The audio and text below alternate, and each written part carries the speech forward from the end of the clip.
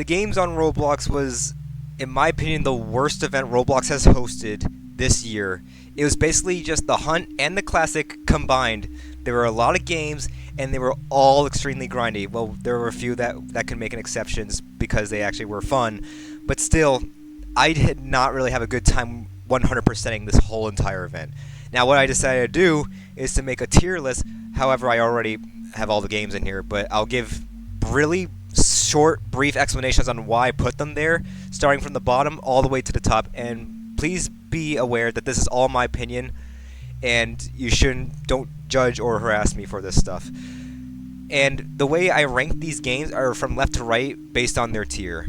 So here we go. We're going to start it off. The Hub. I can't really classify it as a participating game, so it's down here. I'm not marking it as the worst. It's just in its own category because it's just a hub. This sucked miserably tier. Survive the Killer. Very long quests. You are forced to be with another person for the first and second quest, and then the third one, that was the only good one. The shines were not that bad. Volleyball 4.2, very complicated controls, very hard shine locations to find, and yet scoring 4 points on another person, or the other team rather, it's so hard to do because everyone's just sweating, and if you lose or like get scored on, they look at you and just act like you are the game, and that's exactly, you're probably the game because you're just here for the quests. Blade Ball, the sweats there just freaking ruin your chances of finishing the second one, primarily. The boss, it's alright, but I can't forgive them for making me sit through more than 2 hours of that. Super Golf, the freaking shines were just hidden on specific holes, and if you wanted to go to a server for that certain hole, the server was full. Motor Rush, your third quest sucked. You were just expecting us to finish that track course in 90 seconds with a default bike when the best I could do was 100. Football Fusion, nobody passes the ball to you, and you also have to tackle the other players, and yet you move at the same speed as them. Fashion Famous, you are forced to win certain categories, and the third quest, you have to win it 3 times in a row. Well, at least place in the top 3 times in a row without losing, and if you lose, you have to start it all over. The shines weren't that bad, though. One Rage Quit tier. Real Football 24. If you get the ball, you pretty much get stolen. Same reason with Super League Soccer, because you need to score 3 goals in Super League Soccer, but 1 in Real Football 24. Frustrating. Hockey Legends and Basketball Legends. Very sweaty, but also their quests were pretty boring.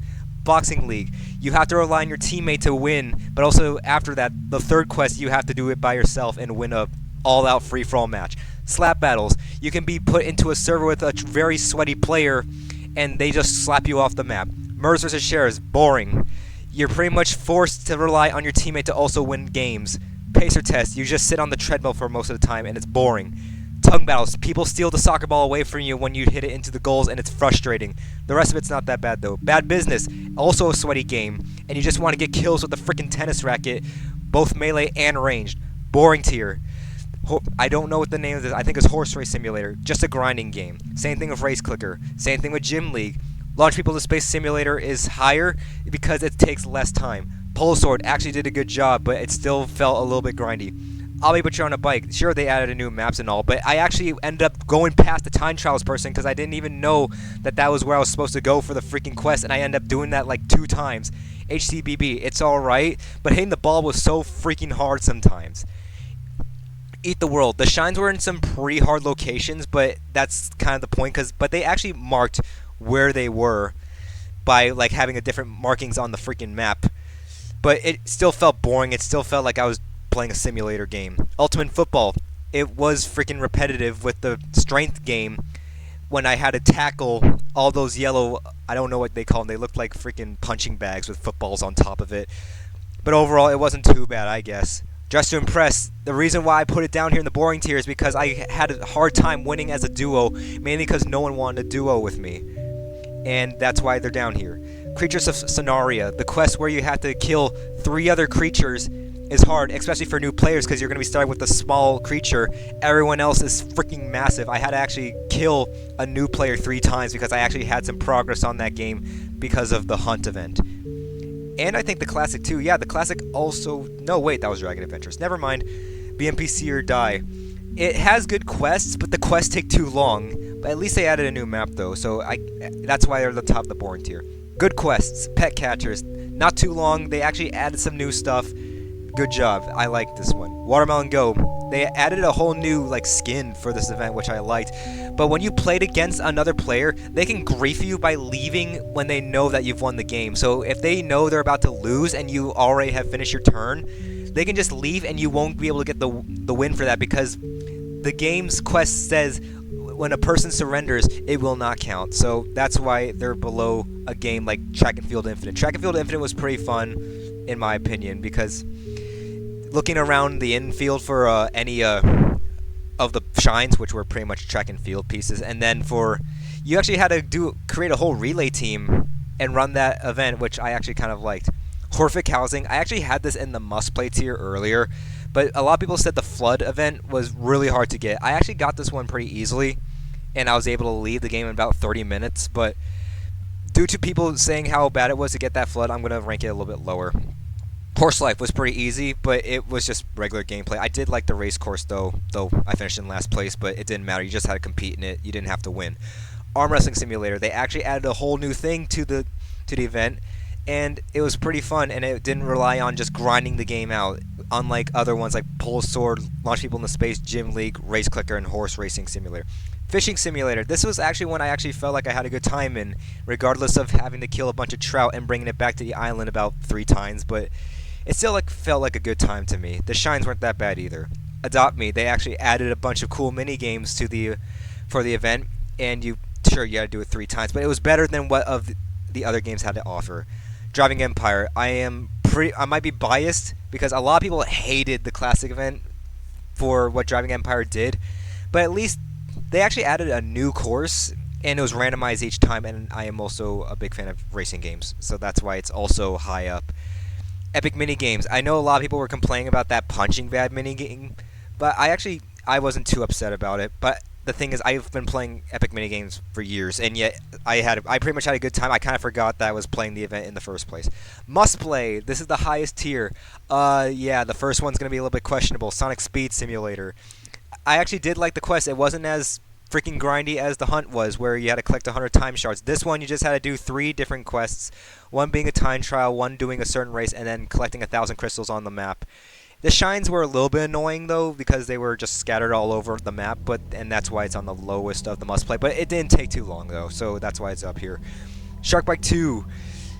They actually added some stunt areas around the whole map, but the problem was it did get a little bit frustrating if you kept messing it up, especially with the freaking grind rail. The thing is, you needed a boat with a flat bottom. Don't take that out of context. Because it will make it easier to slide across the guardrail. If you had the fishing boat, yeah, then there would be a problem because that hull is not flat. Bee Swarm Simulator. This one was, I think no, not the first one. This was probably the second game that I completed in this event. I actually like the little golf mini games, though I did have a hard time finding how to get newbies. Don't question why I only was here earlier for the Ready Player 2's event and the classic event and such. But yeah, it was a good one. It did a way better job than the other games explained before. Keys.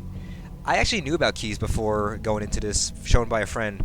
And I actually didn't have a really hard time with this. Well, the only time where it was slightly frustrating was to revive 5 teammates, because by the time I'm trying to, someone's down, someone has already found the escape door, so I just go to the escape door instead. So I went to a private server with an alt account just to get those out of the way. But the other quests weren't that bad, along with the shines. Funky Friday and Row Beats. These two are pretty biased, mainly because I do like rhythm games. So yeah, that's why they're up here. The shines weren't that bad. And I actually enjoyed Row Beats more than Funky Friday, and I usually play more F&F games than just regular rhythm games. Don't judge me for that.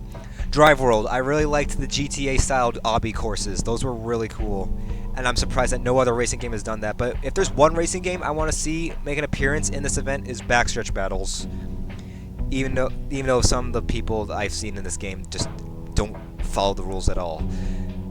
Untitled Boxing Game. This was probably one of my favorites. Well, it's 4th place for a reason, because it felt really fun. I just sometimes felt like I was playing Wii Sports Boxing with this game. I really like the animations and such, and that's why I've actually gone back to it a few times after the event was over.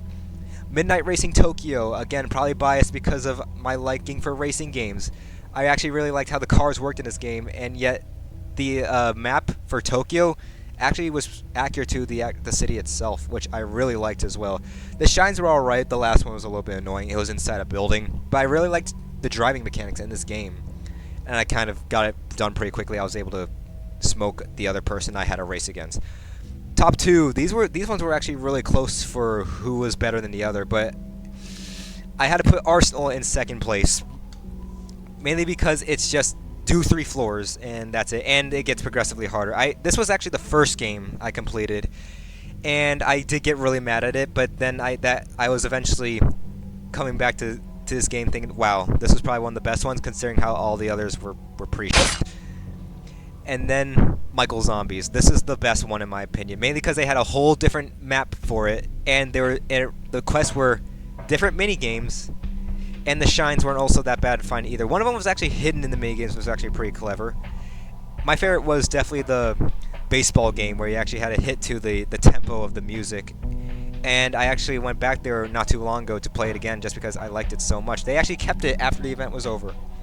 And yeah, that's my tier list for this event. Roblox, please fix your event because literally each one just seems to be getting worse and worse. Also, I'll shout out the 2 people that actually helped me out and survived the killer because I'm really thankful for them for helping me out. But yeah, that's my tier list, and yeah, I'm done here.